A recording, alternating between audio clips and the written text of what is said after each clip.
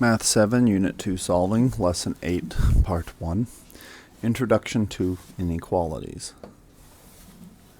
First, let's talk about graphing. X is greater than or equal to 1. For this one, we would want to start at the boundary point of 1, and 1 is included, so we would plot the point 1. Now, X is bigger than 1, so we're going to draw an arrow indicating all numbers bigger than 1. And that would be properly graphed. Now every single point over here is a solution to this inequality. For example, 6 is greater than or equal to 1 is a solution to the inequality. Okay, let's look at the next one. X is less than 5. Now in this one, 5 is not an included solution. It has to be less than 5. So this is going to be unincluded. Since X is less than 5, we're going to do the arrow showing numbers less than 5. Next, X is less than or equal to 20. Since it can be equal to 20, we would include 20 as part of our solution, and every number smaller than 20.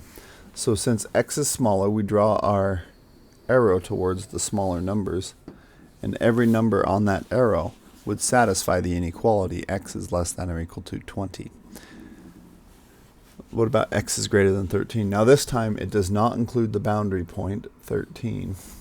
So I will have an open circle at 13 because it's not included.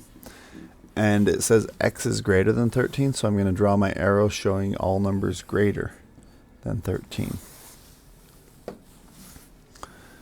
Copy and complete the statements. We're not going to copy them, we'll just complete them. Negative 2/3 compared to 3/8. Well, if you think about a number line, negative 2/3 is on the negative side of the number line, and 3/8 is on the positive side.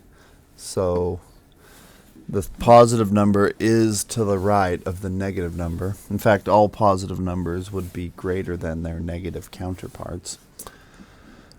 Number 6, negative 1/2 compared to negative 7/8. Because these are both on the negative side, we need the one that is further to the right, which is going to be closer to 0, negative 1/2. Number 7, negative 1/5 compared to 1/10. The positive one is greater. Same thing is going to happen on number 8. Negative 1/4 is going to, or negative 1.4 is less than 1.2.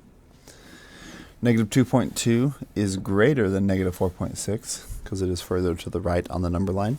Negative 1.9 is less than negative 1.1 because it is further to the left on the number line.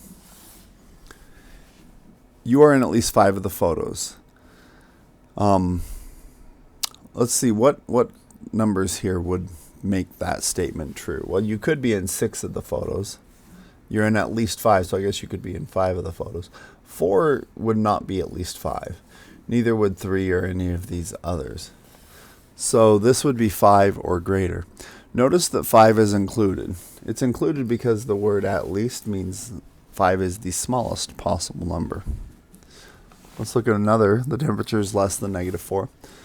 The temperature could be negative 7 because that's less than negative 4. It could also be negative 6. It could be negative 5. However, negative 4 is not less than negative 4, and neither are any of these others less than negative 4. So with the phrase less than, interesting thing, it's not less than negative 4 here. Well, no, it is. When it says less than, it cannot include the boundary point. More than 3 students from our school are in the chess tournament, so we could have 6 students in the chess tournament, 5 students in the chess tournament. That would make it true. Same with 4. However, 3 is not more than 3. Neither are any of these other numbers.